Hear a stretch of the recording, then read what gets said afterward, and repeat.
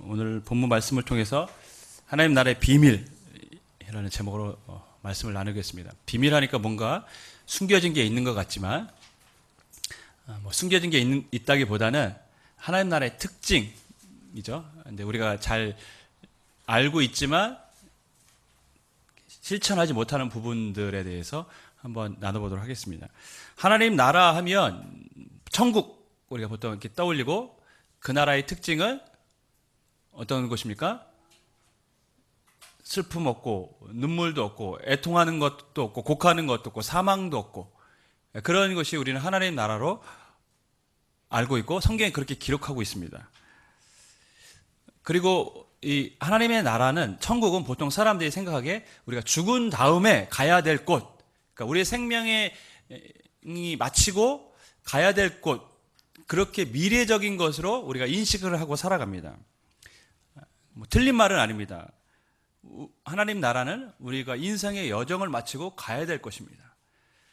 제가 장례식을 참 많이 치렀는데 치를 때마다 느끼는 것은 뭐냐면 첫 번째가 예수님을 믿고 살아간다는 게 얼마나 행복한 것인가. 네. 눈물과 애통이 있지만 그러나 하나님을 믿고 세상을 떠난 사람들에게는 찬송이 있는 것입니다.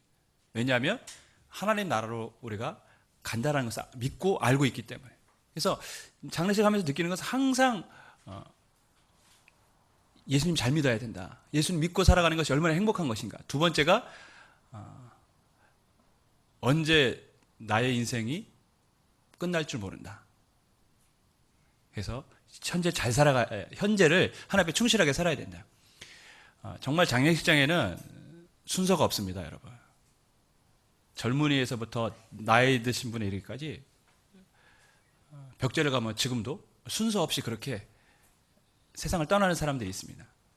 우리의 삶이 언제 마무리될지 우리는 모릅니다. 그렇기 때문에 주어진 시간을 잘 사는 것이 또한 하나님의 뜻인 줄 믿습니다.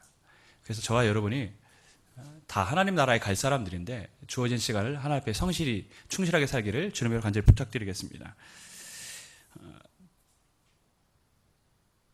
하나님 나라는 미래적인 것으로 우리가 인식하고 있지만 그러나 복음서를 보면 예수님이 이 땅에 오셨을 때 뭐라고 말씀하셨냐면 하나님 나라가 이미 너희에게 임하였느니라 했습니다. 그러니까 하나님 나라가 이미 너에게 임하였다는 말은 지금 하나님의 나라가 이 땅에 이미 존재한다는 이야기잖아요.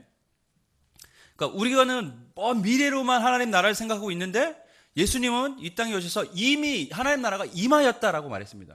그러니까 너희가 지금 살고 있는 이 땅에도 이미 하나님 나라는 뭐 한다는 것이죠? 존재하고 있다는 것입니다. 오늘 우리가 살펴볼 하나님 나라의 비밀 특징은 바로 이 땅에 존재하는 하나님 나라의 비밀, 그 특징에 대해서 함께 나눠보고자 합니다. 그러면 예수님은 어떤 의미로 말씀을 하셨을까요? 마라톤 경주를 합니다. 총성이 울리고 선수들이 뛰어나갑니다. 근데 마라톤은 42.195를 완주할 때 끝나고 그 끝난 사람들에게는 이렇게 예를 들면 면류관을 준다고 했을 때 이 마라톤 선수들은 끝난 선수만 마라톤 경주를 한 게 아닙니다. 지금 뛰어가는 과정이 뭡니까? 다 마라톤 경주를 하고 있는 겁니다. 하나님의 나라는 이 땅에 이미 시작이 되었습니다. 그리고 우리가 들어가야 될 하나님의 나라는 완전한 하나님의 나라, 완성된 하나님의 나라인 것입니다. 하지만 이 땅에는 여전히 우리는 뭐하고 있습니까? 하나님 나라 안에 지금 살고 있는 것입니다. 현재적 하나님의 나라. 그 하나님의 나라의 특징은 무엇일까요? 오늘 본문 말씀을 통해서 그 나라의 우리가 좀 특징, 비밀을 알아야 될 필요가 있습니다. 왜냐하면 그래야만 이 땅에서 하나님이 우리에게 누리고자 했던 하나님의 나라를 우리가 누릴 수 있기 때문에 그렇습니다. 저와 여러분이 말씀을 통해서 오늘 하나님 나라의 비밀을 알아갈 수 있는 시간이 되기를 간절히 소망합니다. 오늘 본문 말씀은 우리가 잘 아는 것처럼 천국 비유, 하나님 나라의 비유에 대한 말씀입니다. 이 천국 비유 말씀은 마태복음 13장에도 나오고 마가복음 4장에도 나옵니다. 예수님께서는 이 비유를 통해 하나님의 나라가 어떠한 특징이 있는지, 어떠한 비밀이 있는지 알려주고 계십니다. 예수님이 근데 이 비유를 말씀하셨을 때 상황은 그리 좋지 않은 상황입니다. 제가 이 본문을 말할 때마다 항상 이 상황이 중요하다고 말합니다. 예수님은 지금 천국 비유에 대해서 말하지만, 하나님 나라에 대해서 말씀하시지만, 그 당시 상황은 캄캄하고 좀 절망적인 분위기입니다. 예수님을 메시아라고 따랐던 사람들이 이제 등을 돌렸습니다. 저 사람은 메시아가 아니야. 종교 지도자들은 공개적으로 예수님을 죄인이라고 몰아세우고 있고, 신성모독한 사람이라고, 하나님 앞에 벌을 받아야 될 사람이라고 주장을 하고 있습니다. 그러니까 지금의 상황은, 그러니까 즉 예수님이 그 말씀하셨을 때의 상황은 캄캄하고 희망을 찾아보기 쉽지 않은 그런 분위기였다라는 것이죠. 그때 예수님께서 이 하나님 나라의 비유를 말씀하고 계십니다. 우리는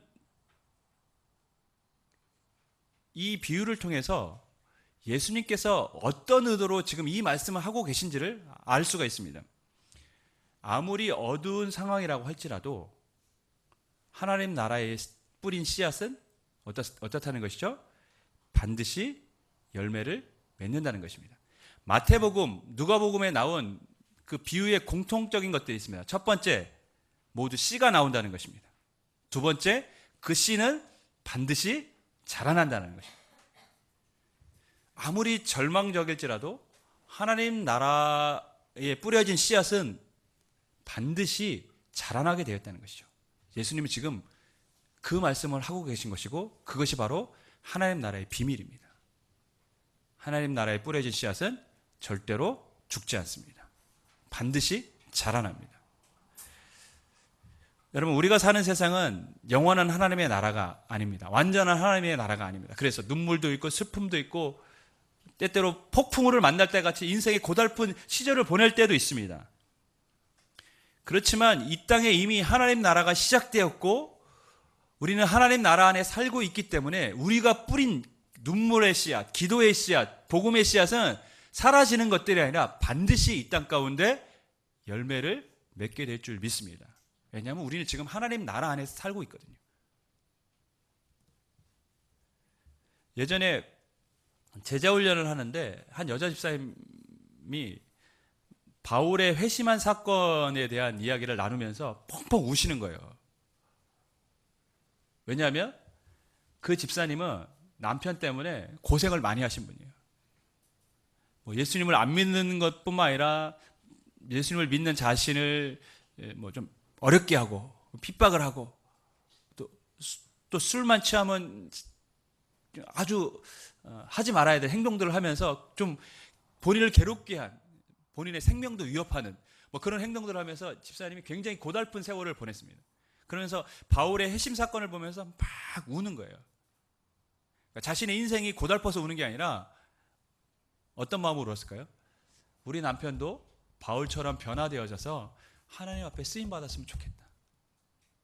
그래서 눈물을 막 흘리시는 거예요. 보통은 그런 상황에서는 자신의 남편 때문에 한이 맺혀서 우시는데, 그분은 그런 게 아니라 내 남편도 이렇게 변화되면 얼마나 좋을까. 그때 저와 우리 제자를 하시는 분들이 이제 같이 기도하고, 또 제가 드렸던 말씀은 바울이 변화될 줄 아무도 예상하지 못했습니다. 누가 바울이 변화될 줄 알았습니까? 근데 바울이 변화돼서 하나님 앞에 쓰임받는 일꾼이 되었습니다. 언제 어떻게 하나님께서 사람을 변화시킬 줄 모릅니다. 그래서 계속 기도하며 언젠가 하나님께서 변화시켜 주실 것이라고 우리가 같이 기도를 했던 기억이 납니다. 다시 만나서 얘기를 들었을 때는 남편이 지금 예수님을 믿는 그런 사람이 된 것은 아니지만 성품은 많이 달라지고 굉장히 화목하게 살아간다라고 말씀하고 있습니다. 그리고 저는 머지않아 그 남편이 주께로 돌아와 하나님 앞에 쓰임받는 사람이 될 줄 믿습니다. 왜냐하면 눈물의 씨앗을 뿌렸거든요. 그 씨앗은 절대로 죽지 않습니다. 왜냐하면 그것이 하나님 나라의 비밀입니다. 아무리 절망적인 상황이라도 뿌린 씨앗은, 흘린 눈물의 씨앗은 하나님께서 반드시 거두게 하여 주실 줄 믿습니다. 그래서 시편 116편에서도 눈물로 씨를 뿌리는 자는 어떻다고요? 기쁨으로 단을 거두게 되리라. 할렐루야. 여러분, 사도행전 15장을 보면 어제 금요 성령 집회 때도 말씀을 드렸지만 야고보가 나옵니다. 예수님의 동생 야고보. 예수님의 동생 야고보가 예루살렘 교회에서 아주 중요한 위치에 올라 있는 것을 우리가 발견합니다. 근데 실은 복음서를 보면 예수님의 동생 야고보는 어떤 인물입니까? 예수님 보고 미쳤다고 했어요. 예수님이 자기 형인데 미쳤다고 했어요. 저 사람 미친 사람이라고. 근데 저는 이해됩니다. 어느 날 제 형이 갑자기 머리 길게 풀어 헤치고 내가 하나님의 아들이라고 다닌다면 저도 그럴 거예요. 미쳤다고. 왜 저러냐고.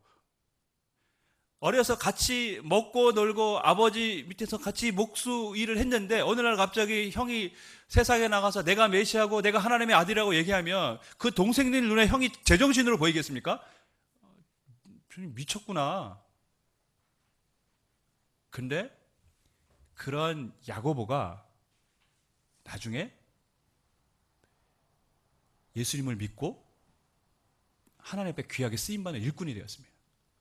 복음서를 보면 그가 그렇게 변화될 것이라는 것을 누구도 상상할 수 없습니다. 하지만 야고보가 변화되었습니다. 기적이죠. 씨를 뿌리면 기적이 일어나는 것입니다. 그것이 하나님 나라의 비밀입니다. 사랑하는 여러분, 예수님께서 왜 이 비유를 우리에게 말씀하셨을까요? 지금 이 땅에 임한 하나님의 나라의 그 놀라운 비밀, 특권을 우리가 누리고 살기를 원하셨기 때문입니다. 씨를 뿌리라는 것이죠. 반드시 자라날 것입니다. 할렐루야. 여러분 자녀를 위해서 기도하고 계십니까? 근데 부모님들에게 자녀는 애물단지. 요즘은 진짜 애물단지예요. 예전만 해도 뭐 결혼해서 부모를 이렇게 봉양해야 될 그런 아들, 딸로 기억이 되지만 지금은 나이 들어서도 아이들을 부모가 걷어 먹여야 되는 그런 상황입니다. 캥거루족 아닙니까? 다 엄마 뱃속에만 살아가요. 그래서 요즘 보면 아이들은 애물단지 이렇게 생각이 듭니다. 그런데 애물단지가 아니라 실은 하나님이 우리에게 주신 기도의 끈입니다. 자녀 때문에 하나님 앞에 나서 기도하는 거예요. 실은 골치를 썩이기 때문에 하나님 앞에서 기도할 수밖에 없는 거예요. 하나님 저놈 좀 변화시켜 주십시오. 어떻게 좀 해주십시오. 내 힘으로 안 됩니다. 여러분 답답할 수도 있어요. 왜? 변화가 안 되니까. 하지만 하나님은 반드시 그 기도의 소리를 들어주시고 변화시켜 주실 줄 믿습니다. 그것이 하나님 나라의 비밀입니다. 저와 여러분이 여러분의 자녀를 위해서 또한 여러분의 삶의 문제들을 놓고 눈물로 씨를 뿌리는 사람들이 되기를 주의 이름으로 간절히 부탁을 드리겠습니다. 그럼에도 불구하고 이 비밀을 하나님이 알려줬음에도 불구하고 사람들이 이 씨를 뿌리는 일들을 잘 하지 않습니다. 왜 그럴까요? 자신들의 눈에 변화가 나타나는 게 잘 안 보이기 때문에 그렇습니다. 변화가 잘 안 보여요. 아무리 기도를 해도 달라지는 게 없는 것 같아요. 27절 말씀 우리 같이 읽겠습니다. 27절입니다. 시작.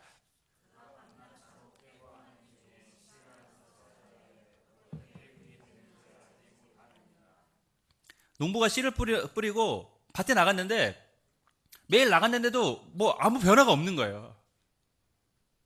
이 씨가 땅에서 죽었는지 지금 뿌리를 내리고 있는지 모른다는 것이죠. 보통 우리 아이들이 이제 교육을 위해서 뭘 이렇게 심으면 매일 나가서 확인해요. 언제 자라나. 그게 하루아침에 자라납니까? 모른다는 것이죠. 이게 지금 자라고 있는 거야. 열매를 맺을 거야. 죽을 거야. 모른다는 것이죠. 이것이 예수님이 우리에게 가르치신 하나님 나라의 두 번째 비밀입니다. 우리는 모르지만 잘하고 있다는 것이죠. 우리 눈에 안 보이지만 지금 잘하고 있다는 것입니다.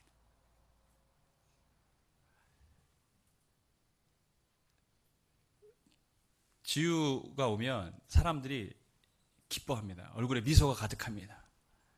금요 기도회 때 지호의 가족이 죄송합니다. 큰일 날 뻔했어요. 지호의 가족이 오랜만에 왔어요. 아이 낳고 못 왔다가 오랜만에 왔는데 또 거기 보면서 사람들이 다 저에게 관심은 없고 지호에게만 관심이 있습니다. 기뻐합니다. 그래서 제가 농담 삼아 지호를 강단에 세우면 좋겠다. 왜냐하면 사람들이 행복해할 거 아니냐. 얼굴만 봐도 해피 바이러스. 지금 지호의 단계가 이제 뭐 목을 가누고 더 지나서 이제 뒤집기도 하고 뭐 엎드려 뻗쳐서 길 준비를 지금 하고 있는 것 같아요. 금세 자라납니다. 근데 아이들이 자라나는 것을 보면 어느 날 갑자기 보면 훌쩍 커 있는 것을 우리가 알게 됩니다. 며칠 전에 어저께죠. 우리 은유가 아주 저를 걱정하는 말을 했어요. 아빠가 나이 먹으면 목사 노릇 할 수 있어요? 제가 아주 빵 터졌습니다. 도대체 그런 말은 어디서 배웠는지 모르겠어요. 목사 노릇 할 수 있어요. 그래서 제가 고맙다. 아빠 노후 걱정해줘서. 아이들 자라는 거 보면 그냥 제자리인 것 같은데 어느 날 보면 부쩍 커 있고 또 어느 날 보면 또 부쩍 커 있고 이런 것을 보게 됩니다. 여러분 또 신앙생활도 마찬가지입니다.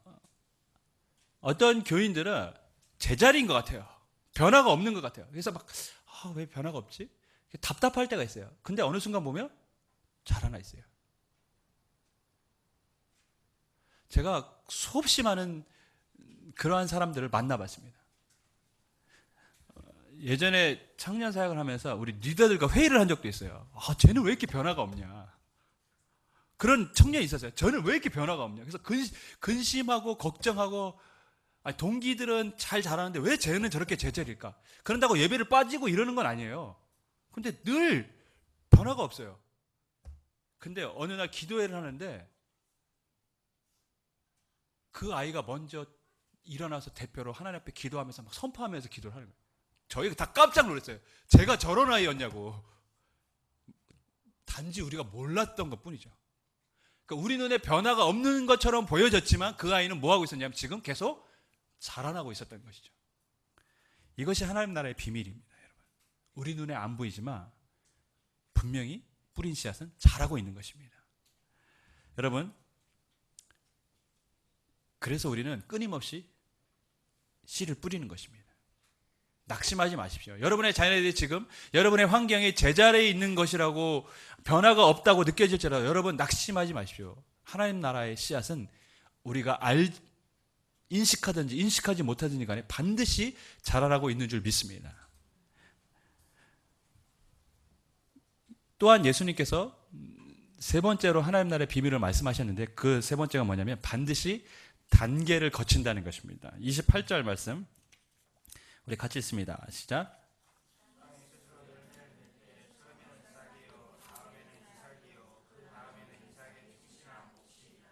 씨를 뿌리자마자 여러분 바로 곡식이 되는 게 아닙니다.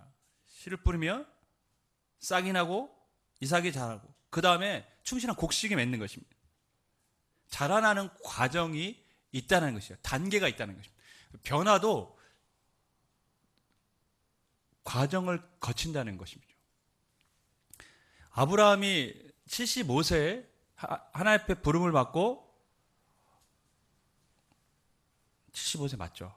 요즘 제가 이런 거 얘기할 때마다 자꾸 눈치를 보게 돼요. 75세에 아브라함의 부름을 받고 무려 25년 지난 다음에 이삭을 아들로 얻었습니다. 75세 때 내가 너에게 자녀를 줄게 했는데 1년 뒤도 아니고 무려 25년 뒤에 아들을 얻었어요. 여러분 이 25년이 세월이 말이 25년이지 얼마나 긴 세월입니까? 그래서 과정에 아브라함은 포기를 했어요. 종을 아들로 삼으려고도 했고 하가를 통해서 아들을 얻으려고도 했습니다. 근데 하나님은 아니라는 거예요. 그러면서 아브라함이 중간중간에 실수를 저질렀습니다. 또한 자기의 아내를 누이라고 하고 다른 사람에게 주기도 하고 근데 그 아브라함이 믿음의 조상이라고 지금 사람들에게 칭찬받는 사람이 되었습니다.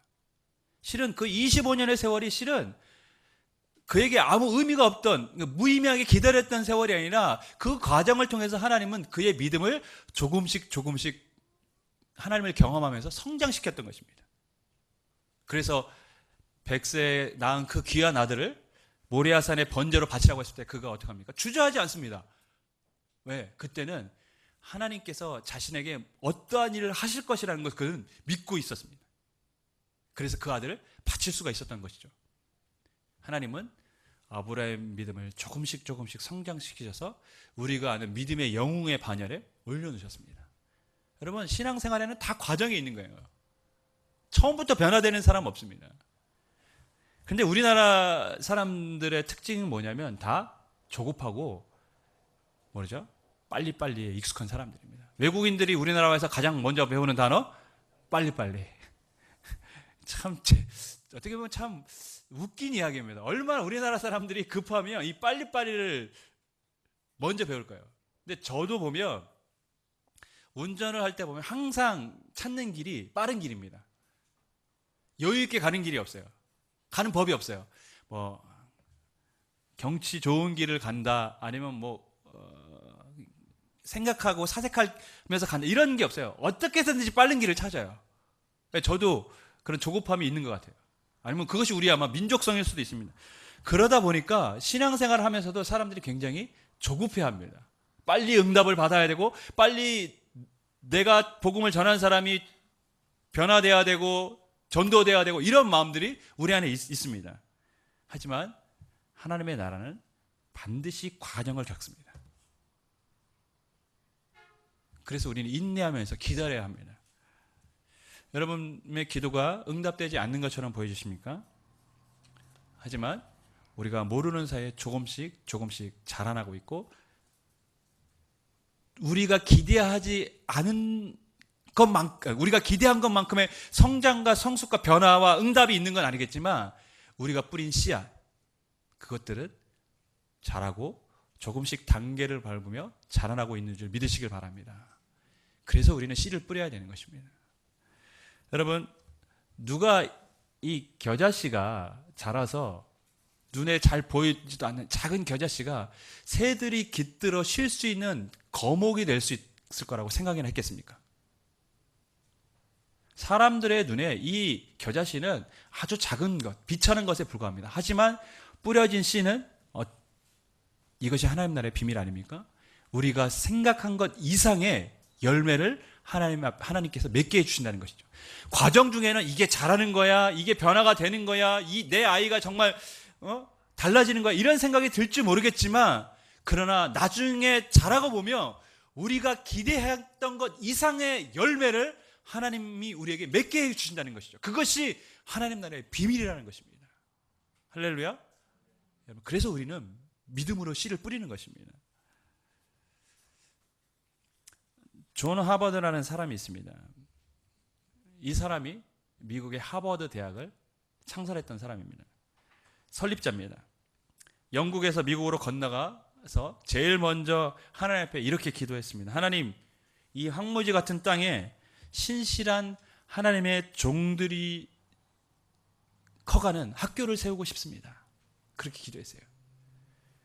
그리고 보스턴 한 구석에 학교를 설립을 했습니다. 대학이라고 보기에는 너무나도 초라했습니다. 당시 기부금 700파운드, 책 200권이 전부였습니다. 그리고 존 하버드는 학교를 세운 지 1년 만에 세상을 떠났습니다. 하지만 지금 하버드는 세상에서 좋은 인재를 배출하는 아주 훌륭한 대학, 사람들에게 정말 인정받는 대학으로 세워졌습니다. 명실상 부한 세계 최고의 대학 중에 하나가 되었습니다. 돈 700파운드, 책 200권으로 시작한 이 초라한 학교가 세계 최고의 대학이 되리라고 누가 상상이나 했겠습니까? 하나님께서 이 존 하버드의 기도를 들어주신 것입니다. 그가 뿌린 기도의 씨앗을 하나님께서 작은 거였지만 겨자씨가 새들이 깃드는 거목이 된 것처럼 그의 기도의 씨앗을 하나님께서 그가 생각했던 것 이상으로 하나님께서 열매를 맺게 해주신 줄 믿습니다. 주 안에 사랑하는 여러분, 우리가 뿌린 씨앗은 반드시 열매를 맺게 될 줄 믿습니다. 그렇기 때문에 여러분이 지금 자녀를 위해 흘리는 눈물의 씨앗, 기도의 씨앗, 또 누군가를 복음을 전하기 위해서 뿌리는 이 전도의 씨앗들이 분명히 하나님께서 보시고 들으시고 우리가 기대했던 것 이상의 열매를 맺게 해 주실 줄 믿습니다. 저희 사랑하는 여러분, 그래서 우리는 하나님 나라의 씨를 매일 뿌려야 됩니다.